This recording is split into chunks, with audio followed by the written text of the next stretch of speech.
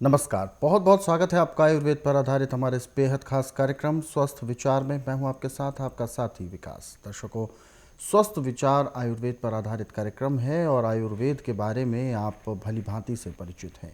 यानी आयुर्वेद जो हमारे प्राचीन काल से चला आ रहा ऐसा चिकित्सा पद्धति का उदाहरण है जो शायद पूरे विश्व में और कोई भी नहीं है, क्योंकि आयुर्वेद के माध्यम से रोग को केवल ठीक ही नहीं किया जाता बल्कि रोग को जड़ से ख़त्म किया जाता है। यानी दोबारा उसके रोग के यानी होने की संभावना ही बिल्कुल समाप्त कर दी जाती है। और अपने आप को हम कैसे सुरक्षित, खुशहाल और तंदुरुस्त रख सकते हैं, वो सारे रहस्य आयुर्वेद में छुपे हैं और इसके लिए आपको इन विषयों के बारे में जानना होगा। अधिकतर हम आयुर्वेद से थोड़ा सा हमारा रुझान जो है वो कम इसलिए भी होता है क्योंकि कहीं ना कहीं हमारे ये सोच रहती है कि बहुत कुछ करना पड़ता है, बहुत कुछ नियम परहेज़ करने पड़ते हैं, बहुत ज़्यादा हमें जद्दोजहद करनी पड़ती है। लेकिन ऐसा कुछ भी नहीं है। बहुत ही सरल और आसान तरीक़ों से आप अपने आप को सुरक्षित और तंदुरुस्त रख पा सकते हैं। लेकिन इन सभी विषयों में हमारा मार्गदर्शन करते हैं जाने माने आयुर्वेद के ज्ञाता गायत्री सिद्ध पंडित श्री लक्ष्मण दास रतन भारद्वाज जी। चलिए सबसे पहले गुरु जी का स्वागत करते हैं, कार्यक्रम की शुरुआत करेंगे। गुरु जी नमस्कार। नमस्कार। दर्शकों, स्वस्थ विचार कार्यक्रम एकमात्र ऐसा कार्यक्रम है जो आयुर्वेद पर आधारित है और आपको हर प्रकार के रोगों से निजात दिलाने के लिए हम हमेशा आपके साथ तत्पर रहते हैं। इस कार्यक्रम से जो भी लोग जुड़ते हैं वो यकीनन अपने रोग, अपने स्वास्थ्य को बेहतर कर लेते हैं। यानी रोग तो दूर होता ही है, साथ ही साथ आपका स्वास्थ्य, आपका शरीर एक अलग प्रकार की कांति के साथ उभरता है और वास्तव में आपको स्वयं से महसूस होता है कि यदि आप आयुर्वेद के तमाम उन नियमों का पालन करें, अपनी दिनचर्या में अपनाएं, तो यकीनन आपके चेहरे की रौनक, आपके शरीर की आभा एक अलग ही देखने लायक होती है। तो ये सब चीज़ें तब संभव हैं जब आपको सही जानकारी होगी और उन नियमों को, उन परहेज़ों को, उन प्रक्रियाओं को आप अपने दिनचर्या में उतारेंगे। और इस कार्यक्रम के माध्यम से हम यही प्रयास हमेशा करते हैं ताकि आपके अंदर एक जागरूकता उत्पन्न हो। आप अपना ही नहीं बल्कि अपने परिवार का भी ख्याल रख पाए, हर प्रकार के रोगों से उन्हें निजात दिला पाए। और इसी सब कड़ी में हम अलग अलग विषय रोज़ाना इस कार्यक्रम में लेकर आते हैं और इसीलिए आपसे गुजारिश भी करते हैं कि जब भी आप इस कार्यक्रम को देखते हैं तो कॉपी और पेन लेकर ज़रूर बैठा करें, ताकि जो भी नुस्खे, जो भी उपचार, जो सलाह आपको मिलती है उनको आप लिख ज़रूर लें। और यदि कोई भी समस्या है, कोई भी परेशानी है, तो सीधे तौर पर आप इस कार्यक्रम से अभी जुड़ सकते हैं। फ़ोन उठाएं, हमें कॉल करें या आप हमें व्हाट्सएप के ज़रिए संदेश भेज सकते हैं। चलिए आगे बढ़ते हैं कार्यक्रम में और शुरू करते हैं अपने नए विषय पर चर्चा।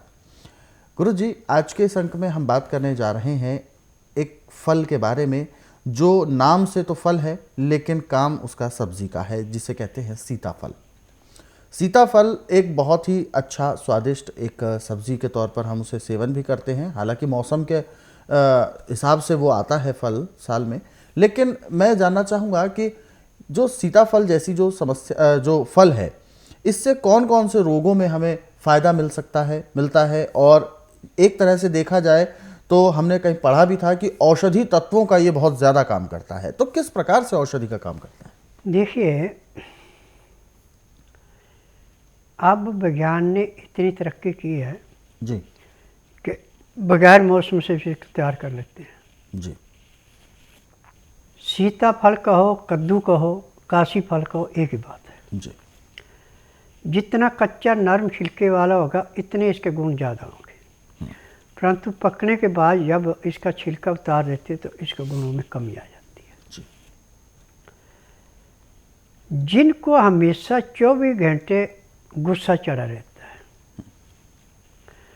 उस गुस्से को कंट्रोल करने के लिए एक किस्म का ये बर्फ़ का पानी समझो, जी उसके गुस्से को ऐसे शांत करता है जैसे जड़े पे बर्फ़ रखते हैं उसमें ठंड पड़ती है, ऐसे गुस्सा शांत हो जाता है। जी दूसरी इसकी सबसे बड़ी विशेषता है कि आप बच्चे, बूढ़े, जवान, मर्द औरत किसी को भी इसको खिला सकते हैं, किसी को नुकसान नहीं करता। पाचन शक्ति को मजबूत करने के लिए, आँखों की दृष्टि को बढ़ाने के लिए, और लीवर से ज़बरदस्ती काम करवाने के लिए। ये पालक के समान ही है। अच्छा। अब इसमें एक बड़ी विशेषता है कि इसको खाने के तरीके अलग अलग हैं।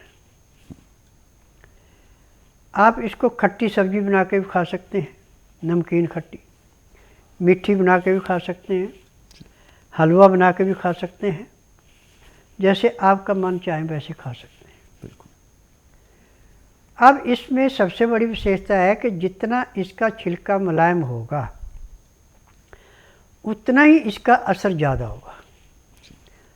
जब ये पक जाता है, छिलका मजबूत हो जाता है, तो छिलके को उतारना पड़ता है।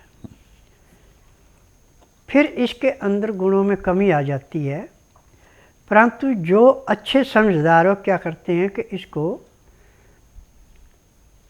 मोटा मोटा काट करके और खुले बर्तन में उबाल करके, और उसके बाद इसको ना तो नमक मिलाते हैं ना मीठा मिलाते, कुदरती पक्का मीठा होता है, और इसको चाट चाट के चमचे से खुर्च खुर्च करके खाते हैं, ताकि छिलके के साथ जो sodium, potassium, magnesium, phosphorus, silicon सब धातुएं इसके अंदर से मिल जाती हैं। तो ये तो हमारे खान पान के ऊपर निर्भर है कि हमने किस चीज़ को कैसे लेना है। और एक सबसे बड़ी विशेषता यह है कि जो व्रत रखते हैं, जिन्होंने अन्न ग्रहण नहीं करना, उनके लिए एक किस्म का ये अमृत है। इसके खाने से कमजोरी तो आती नहीं है, और पाचन शक्ति को और खून को ऐसे बढ़ाता है ये, जैसे वर्षा ऋतु में नमी आने पे घास बढ़ती है। और एक इसकी सबसे बड़ी विशेषता यह है कि इसके अंदर रेशा नहीं होता। जैसे कई सब्जियों में रेशा है, इसमें रेशा नहीं है। ये तो आप ऐसे समझो जैसे आपने सूजी का हलवा बनाया, ऐसे हलवा बन जाता है पकाने पे। अब इसको खाने के तरीक़ों में आप अपनी इच्छा के अनुसार कर सकते हैं। रायता बना के ले सकते हैं, सब्जी बना के ले सकते हैं, मीठी सब्जी बनाएं, नमकीन बनाएं, खट्टी मीठी बनाएं, जैसे आपका मन चाहे वैसे कर सकते हैं। और इसमें एक सबसे बड़ी विशेषता यह है कि यदि आप इसकी सब्जी ठंडी भी खा लेते हैं तो भी नुकसान नहीं करता। अच्छा। जो यूरिया खाद का असर इसके ऊपर सबसे कम है। और ऐसे चना, मेथी, इनको खाद की जरूरत नहीं है। ऐसे इसको खाद यदि गोबर की खाद है, उसके ऊपर इसकी बेल हमने लगाई है, तो एक दिन सब्जी बना के इसकी 4 दिन भी खा लेंगे कभी नुकसान नहीं करेगी, लाभ ही लाभ करेगी। ये कद्दू के अंदर की विशेषता है। और एक इसकी सबसे बड़ी विशेषता यह है कि जिनको टॉन्सिल है, थायराइड है और जिनको माइग्रेन है, यदि हफ्ता 10 दिन रोटी की जगह भी कद्दू को ही खा रहा है तो इसको इन चीज़ों से मुक्ति मिल जाती है। थायराइड टॉन्सिल करते हैं, माइग्रेन समाप्त हो जाती है, और जिनके सिर में हमेशा भारीपन रहता है वो समाप्त हो जाता है। पाचन शक्ति को मजबूत करने के लिए, पेट को साफ करने के लिए, ब्लैडरी से ठीक ढंग से काम लेने के लिए, गुर्दों को मजबूत बनाने के लिए कद्दू एक किस्म का सिविल सर्जन है। मेरा नाम डॉक्टर सुप्रीत कौर सिद्धू है और मैं बठिंडा से, पंजाब से हूँ। मुझे काफ़ी प्रॉब्लम थी पीरियड्स में और फेलोपियन ट्यूब्स में काफ़ी ऑब्स्ट्रक्शन थी, जो कि मुझे यहाँ पे आके पता चला। पहले मैंने एलोपैथी दवाई भी खाई थी 3 से 6 महीने तक, पर उसके बाद भी मुझे कोई फ़र्क महसूस नहीं हुआ। फिर पहली बार मैं जब यहाँ पे आई थी तो मुझे यहाँ पे आके थोड़ा सा सिस्टम में बड़ा अजीब सा लगा कि कैसे ये लोग नब्ज़ देखते हैं, फिर उसके बाद बताते हैं, और मुझे कोई विश्वास नहीं था कि मुझे आयुर्वेदिक दवाइयों से कोई भी फ़र्क पड़ेगा। पर इन्होंने मुझे बोला कि आपको 1.5 महीना दवाई खानी है, उसके बाद आपको काफ़ी आराम मिलेगा। और मैंने 1.5 महीना पूरे परहेज़ से दवाई खाई जैसे स्वामी जी ने बोला था, और मुझे अब काफ़ी आराम है, और जो भी मेरी प्रॉब्लम थी वो काफ़ी हद तक सॉल्व हो चुकी है। मेरा नाम चित्रा गुप्ता है। मैं तिमारपुर से आई हूँ। पिछले 1 साल से मुझे बैक डिस्क की प्रॉब्लम थी। मेरी सारी नसों में बहुत ज़्यादा खिंचाव रहता था और पूरे शरीर में बहुत ज़्यादा दर्द रहता था। मैंने काफ़ी जगह इसका ट्रीटमेंट करवाया बट मुझे कोई रिलीफ़ नहीं मिला। जितने प्राइवेट डॉक्टर्स मुझे रेफ़र किए मैंने सबको दिखाया, लेकिन मुझे कोई रिलीफ़ नहीं लिया था। 25 दिन की मैंने फिजियोथेरेपी भी मिली जिससे मुझे कोई आराम नहीं मिला। सारे डॉक्टर्स को पता नहीं लग रही थी कि क्या प्रॉब्लम है क्या नहीं। फिर मुझे MRI के थ्रू कंफर्म हुआ कि मुझे बैक डिस्क की जो बैक में डिस्क होती है उसकी प्रॉब्लम है। कहीं से मुझे आराम नहीं आया। उसके बाद मेरे मामा जी मुझे यहाँ पे लेके आए। मैं पिछले 1.5 महीने से इनकी दवाइयाँ ले रही हूँ। पहले जब मैं यहाँ पे आई थी तो मेरे को खाली पेट आना पड़ा था। इन्होंने मेरी नब्ज़ देखी और नब्ज़ देखते ही बता दिया था कि मुझे बैक में प्रॉब्लम है। जब मैंने इन्हें दिखाया, इन्होंने मुझे दवाइयाँ दी। उन दवाइयों से अभी तक मैं 80% ठीक हो चुकी हूँ। अब मुझे कोई भी प्रॉब्लम नहीं है। पहले मैं कुछ भी नहीं कर पाती थी, टोटली मैं बेड पे थी। मुझे नहाने में प्रॉब्लम थी, कहीं पे भी जाने में बहुत ज़्यादा दिक्कत थी, लेकिन अब ऐसी मेरे साथ कोई भी दिक्कत नहीं है। फिलहाल दर्शक हमारे साथ जुड़ गए हैं लाइन पर। आइए उनसे बात करते हैं और जानते हैं क्या है समस्या। हेलो। हाँ बोलिए। नमस्कार, क्या नाम है आपका? मेरा नाम है कुणाल कुमार। कुणाल जी, कहाँ से बात कर रहे हैं आप? मैं गुजरात से बात कर रहा हूँ। गुरुजी आपको सुन रहे हैं, पूछिए क्या सवाल है आपका? मेरा सवाल है कि गुरुजी नमस्ते। नमस्कार बेटा। मेरे में गले में कुछ दिक्कत आता है 6-7 महीने से। किस तरीके की गले दिक्कत है? जांच करवाई लेकिन खाना कुछ नीचे नहीं उतर रहा है और अपना सिर बहुत दुख रहा है। खाना जो यानी भोजन इनके गले से उतर नहीं पाता है ठीक से। फिर इसका मतलब है कि आपने कोई एलोपैथिक दवाई ऐसी खाई है जिसमें खाने की नाली के अंदर सिकुड़न पैदा हुई है। इसका उपचार बेटा टीबी के माध्यम से नहीं हो सकता है। आप बुधवार छोड़कर गुरुवार से लेकर मंगलवार के बीच में मेरे आश्रम में आइए। जिस दिन आश्रम में आना उस दिन रात्रि 10 बजे तक खा पी के दातन कूड़ा करके बड़ी इलायची मुंह में रख के चूसते रहें। सुबह 9 से 10 के अंदर अपना नामकरण कराएं। 10 से 12 में नाड़ी परीक्षण करूंगा। नाड़ी परीक्षण में पैर के तलुए से सिर के बाल तक की MRI, CT scan, xray, ultrasound, ECG, sonography सब कुछ 5 सेकंड में हो जाएगी। फिर उसमें जो भी कमियाँ आपके शरीर में पाई जाएंगी दवाइयाँ दी जाएंगी। दवाइयाँ खाने की हैं, पीने की हैं, मालिश करने के तेल हैं, और एक पाउडर दिया जाएगा। उसको तेल में मिला के जैसे मल मोती ऐसे गले के ऊपर लगा के उस पर पट्टी बांधी जाएगी। पट्टी बांधने के 1 घंटे के बाद एक्यूप्रेशर किया जाएगा। आप गले से खाना शुरू कर देंगे। जो अंदर सूजन थी या खाने की नाली सिकुड़ी थी वो अपने आकार में आना शुरू हो जाएगी। इस पाउडर में और तेल में ये ताकत है। और 3 दिन यदि आप यहाँ रुकते हैं तो 3 दिन में आप पेट भर के बड़े आराम से खाना खा सकते। आपको कोई तकलीफ नहीं होगी, परंतु होगा तभी जब आप खाली पेट आके नाड़ी परीक्षण कराओगे। चलिए आगे बढ़ते हैं कार्यक्रम में, और जो सवाल हमारे साथ दर्शकों ने पूछे हुए हैं उन पर हम गौर करते हैं। और एक सवाल पूछा है जिन्होंने इनका नाम है राखी सोनी जी, और कार्यक्रम देख रहे हैं, बहुत अच्छा लगता है इन्हें कार्यक्रम।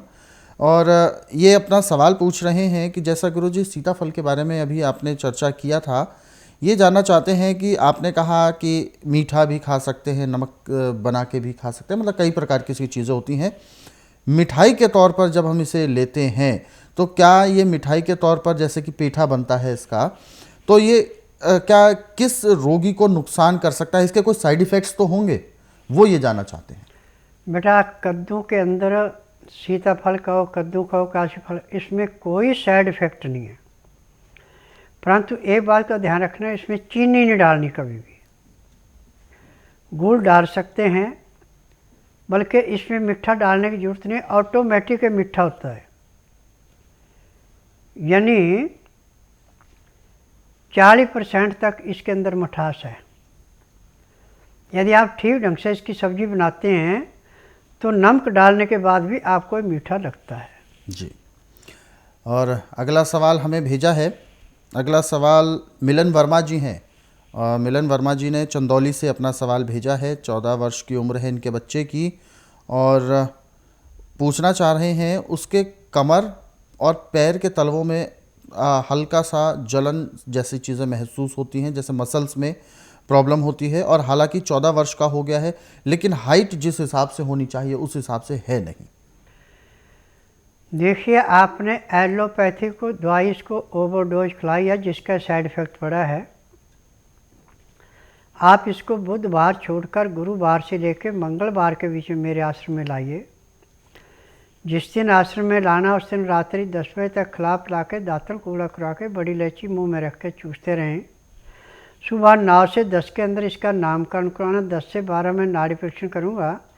नाड़ी परीक्षण में पैर के तलुए से सिर के बाल तक की MRI, CT scan, xray, ultrasound, ECG, sonography सब कुछ 5 सेकंड में हो जाएगी। उसमें जो भी कमियाँ इसके शरीर में पाई जाएंगी दवाइयाँ दी जाएंगी। दवाइयाँ खाने की हैं, दवाइयाँ पीने की हैं, मालिश करने के तेल हैं, आँख में, नाक में, कान में डालने की दवाइयाँ हैं। और जो दवाई इसको दी जाएगी नियम से खिलाएंगे तो 14 साल आया भी 20 साल की उम्र होते तक कम से कम 1.5 फुट इसकी हाइट बढ़ेगी। तो बिल्कुल परेशान ना हो और निराश होने की आवश्यकता नहीं है। बच्चे की जो इस समय जो स्थिति बनी हुई है उसमें सुधार आ सकता है और जब तक इसकी उम्र होगी 20 वर्ष की तब तक इसकी अच्छी हाइट भी हो सकती है। लेकिन इसके लिए उपचार करना होगा, औषधियाँ लेनी होंगी आपको और इसके लिए आपको स्वस्थ विचार आश्रम आना है। आने से पहले कुछ विशेष बातें हैं जिनका आपको ख्याल रखना है। वो सारी जानकारी आप हेल्पलाइन नंबर्स पर कॉल करके प्राप्त कर सकते हैं। फिलहाल एक और दर्शक हमारे साथ जुड़ गए हैं लाइन पर, आइए उनसे भी बात करते हैं। हेलो। हेलो, नमस्कार, क्या नाम है आपका? नमस्कार सर जी, अपना नाम बताइए। सुबोध कुमार। सुबोध जी, कहाँ से बात कर रहे हैं आप? सीतामढ़ी से बात कर रहे हैं। सीतामढ़ी से। अपना सवाल पूछिए, गुरुजी सुन रहे हैं आपको। गुरुजी नमस्कार। हाँ, नमस्कार बेटा। गुरुजी, हमारे एक लड़का है, उसका उम्र है 35 साल और ये शराब का सेवन करता था तो शराब पे छोड़ दिया है, लेकिन अब इधर गुटखा खाने लगा है जी। और उसको हेपेटाइटिस B भी हो गया है। तो इसका कुछ उपचार बताया जाए। देखो बेटा, मेरे पास ऐसी कोई बीमारी नहीं जिसका उपचार नहीं है, परंतु टीवी के माध्यम से मैं दवाइयाँ नहीं बेचता। मेरा नियम है कि जब तक रोगी का नाड़ी परीक्षण किया जाए तब तक उसको कोई दवाई नहीं देनी, क्योंकि हमारा शरीर चलता है 3 धातुओं से, वात, पित्त और कफ से। जब पता लगा कौन सी चीज़ बड़ी है कौन सी घटी है, फिर उसी चीज़ को जो बड़ी है उसको घटाते हैं, जो घटी है उसको बढ़ाते हैं, तो रोग कटता है। यदि आप बुधवार छोड़कर गुरुवार से लेकर मंगलवार के बीच में इसको मेरे आश्रम में लाते हैं और जिस दिन आश्रम में लाना उस दिन रात्रि 10 बजे तक खिला पिला के दातन कूड़ा करा के बड़ी इलायची इसको मुंह में चूसने के लिए दे दें। सुबह 9 से 10 के अंदर इसका नामकरण कराना। 10 से 12 में नाड़ी परीक्षण करूँगा।